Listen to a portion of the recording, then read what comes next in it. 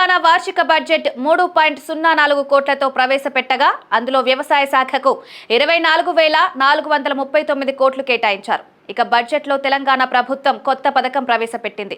గిరిజన అభివృద్ధి కోసం రాష్ట్ర ప్రభుత్వం మొదటిసారిగా ఇందిరాగిరి జల వికాసం అనే ప్రత్యేక పథకంతో పోడు భూములు సాగు చేసుకునే గిరిజన రైతుల కొరకు సౌర ఆధారిత పంపు సెట్ల ద్వారా సాగునీటిని అందించాలని నిర్ణయించారు. ఈ మేరకు బడ్జెట్ ప్రసంగంలో ఆర్థిక మంత్రి భట్టి విక్రమార్క పథకంపై ప్రకటన చేశారు. రానున్న 4 ఏళ్లలో 12,600 కోట్లతో 2.1 లక్షల గిరిజన రైతులకు ఈ పథకం ద్వారా లబ్ధి చేకూర్చనున్నట్లు వెల్లడించారు. పోడు భూముల్లో అటవీ ఉత్పత్తులకు సంబంధించిన తోటల పెంపకాన్ని ప్రోత్సహిస్తామన్నారు.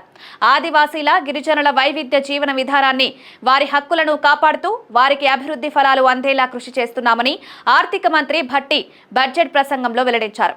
గిరిజన అభివృద్ధి కార్యాచరణ ప్రణాళిక ద్వారా గిరిజన ప్రాంతాలలో వైద్యం, విద్య, జీవనోపాధి వంటి అనేక కీలక రంగాల్లో అభివృద్ధికి నిధులను కేటాయిస్తున్నామన్నారు.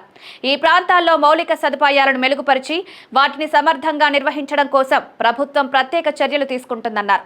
రాష్ట్రంలో ఆయిల్ ఫామ్ సాగును విస్తృతంగా చేపట్టాలన్న ప్రభుత్వ లక్ష్యంతో ప్రోత్సాహక సబ్సిడీని అందిస్తోందని భట్టి విక్రమార్క స్పష్టం చేశారు. ఆయిల్ ఫామ్ దిగుమతులపై కస్టమ్స్ సుంకం లేని కారణంగా మన రైతులకు సరైన ధర లభించనందున కేంద్ర ప్రభుత్వంతో సంప్రదింపులు జరిపి ఆయిల్ ఫామ్ దిగుమతులపై కస్టమ్స్ సుంకం విధించేలా కృషి చేశామన్నారు. తద్వారా ఆయిల్ ఫామ్ రైతులకు టన్నుకు 2,000 రూపాయలు అదనపు లబ్ధి చేకూరి ఆయిల్ ఫామ్ సాగు మరింత లాభదాయకంగాను ఆకర్షణీయంగాను మారిందన్నారు. ఉద్యానవన సాగులో బిందు సేద్యం కోరకు సౌర విద్యుత్ను ఉపయోగించే రైతులకు ప్రాధాన్యతనిచ్చి వారికి ప్రోత్సాహక సబ్సిడీని అందిస్తామని ఆర్థిక మంత్రి భట్టి విక్రమార్క వెల్లడించారు.